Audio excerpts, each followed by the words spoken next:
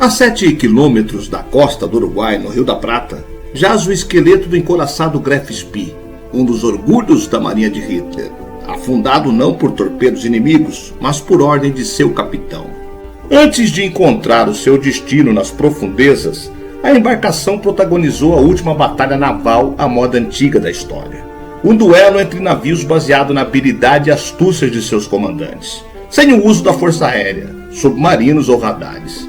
Isso aconteceu nos últimos meses de 1939. A Batalha do Rio da Prata foi o único combate da Segunda Guerra na América do Sul. A odisseia do Graf Spee encerrou uma era na história das guerras marítimas.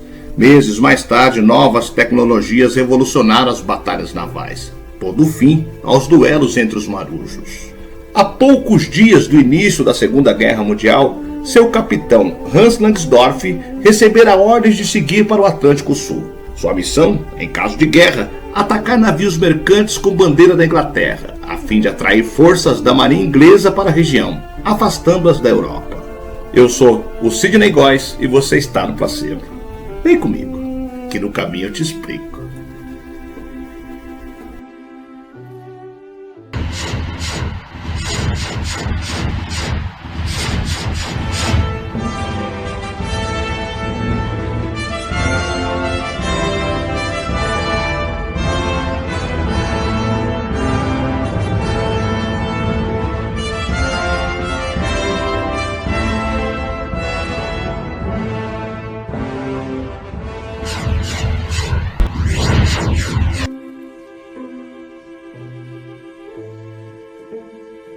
O almirante Graf Spee foi um navio blindado que entrou em serviço com a Marinha Alemã em 1936, em grande parte projetado para atender às restrições impostas pelo Tratado de Versalhes.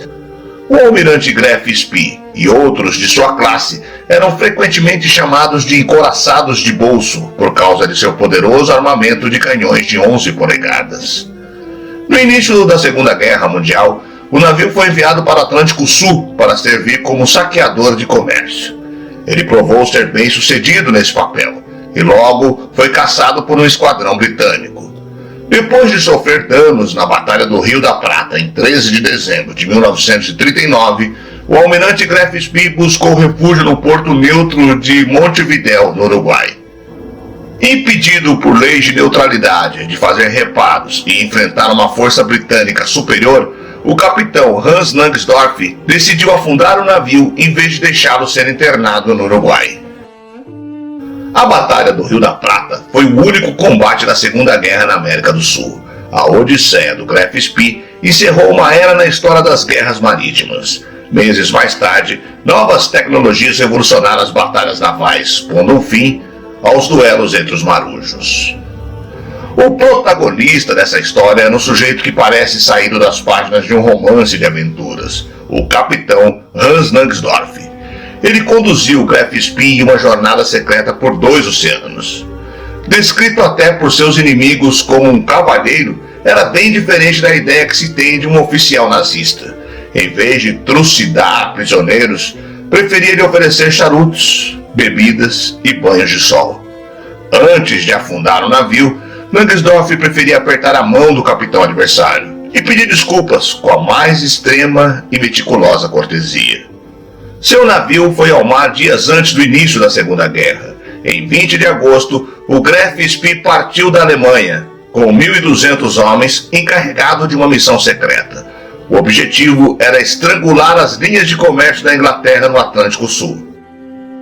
Para isso, devia afundar navios mercantes nos mares do Brasil, Uruguai e Argentina, evitando entrar em conflito com armadas inimigas.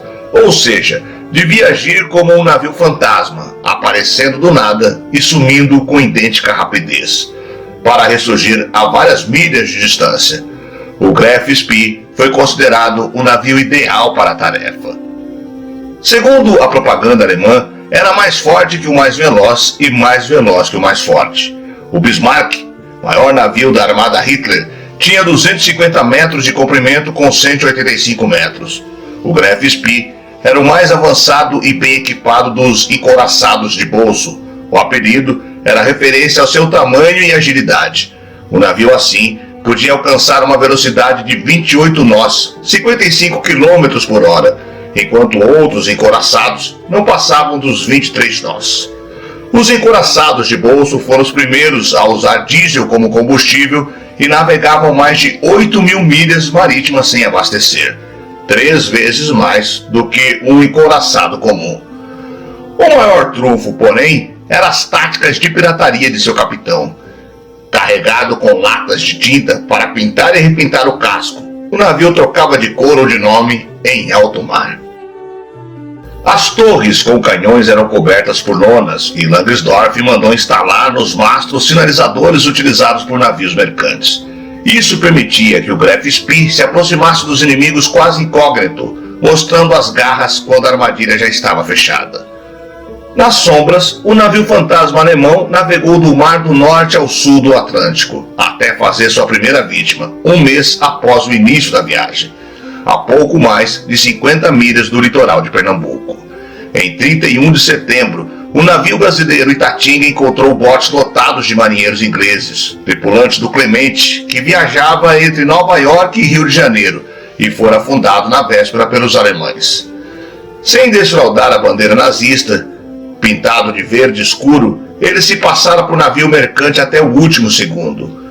Durante os 3 meses seguintes, sob camuflagens variadas, voltaria a aparecer e sumir diversas vezes do sul do Atlântico. Afundou mais 8 barcos mercantes sem matar um único inimigo. Ao serem resgatados, os ingleses relataram o método cavalheiresco utilizado por Langsdorff. Com seus canhões apontados para o Clemente, o capitão enviou um bote para trazer o comandante inglês a bordo do Graf Spee. O britânico foi recebido com um caloroso aperto de mãos. "Peço que me desculpe", disse Langsdorff, em inglês impecável. "Sinto muito, realmente, mas vou ter de afundar o seu navio."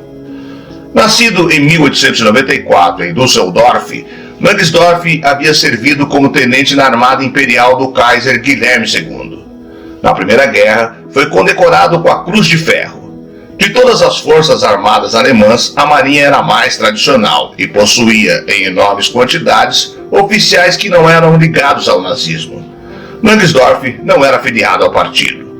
A bordo do Graf Spee, os prisioneiros ficavam soltos, desde que jurassem não tentar escapar sem sabotar os equipamentos, e costumavam ser desembarcados em segurança em algum porto neutro.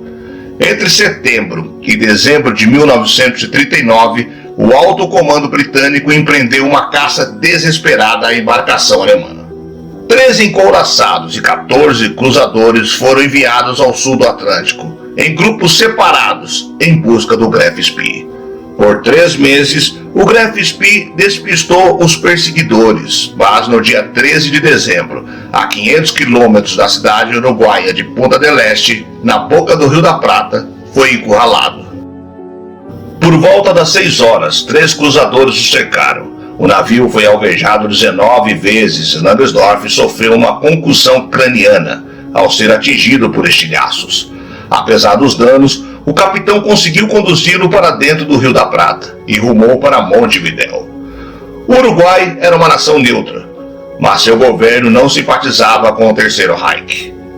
Quando o navio ancorou, milhares de pessoas ocorreram às avenidas à beira-rio para avistá-lo. O Graf Spee ainda tinha munição suficiente para bombardear Montevidéu. Apesar do receio, o governo do Uruguai anunciou que concederia apenas 72 horas para que os alemães consertassem os danos no casco e enterrassem os 37 mortos na batalha contra os ingleses. Depois disso, o barco teria de zarpar. Circulavam boatos de que a Inglaterra enviara uma grande frota para vigiar a Foz do Prata. Para Langsdorff, o estuário havia se transformado em um beco sem saída. Langsdorff, além de ferido, estava exausto. Havia indícios de que se começava a se desiludir com Hitler. No funeral dos marinheiros, foi a única autoridade que não fez a saudação nazista. No dia 17 de dezembro, o navio zarpou pela última vez. A 7 quilômetros da costa, o capitão ordenou que a tripulação abandonasse a embarcação. Depois, instalou cargas explosivas. Faltavam 10 minutos para as 21 horas quando uma labareda gigantesca lançou uma coluna de fumaça negra para o céu. Mais 3 explosões se seguiram. Em Montevidéu, jornalistas começaram a tagarelar afoitos para suas respectivas estações de rádio, enquanto o Graf Spee, destroçado por seu próprio capitão, desaparecia sob as águas do Prata. Após esse desfecho, a tripulação alemã buscou refúgio em Buenos Aires. Alguns voltaram à Europa para continuar a guerra. 2 dias após afundar o Graf Spee, Langsdorff vestiu o uniforme e deitou em sua cama no City Hotel em Buenos Aires. Enrolou-se em uma bandeira, não a sua suástica nazista, mas a Cruz Negra, insígnia da antiga frota de alto mar da Alemanha Imperial. Então, deu um tiro na cabeça com sua pistola Mauser 765.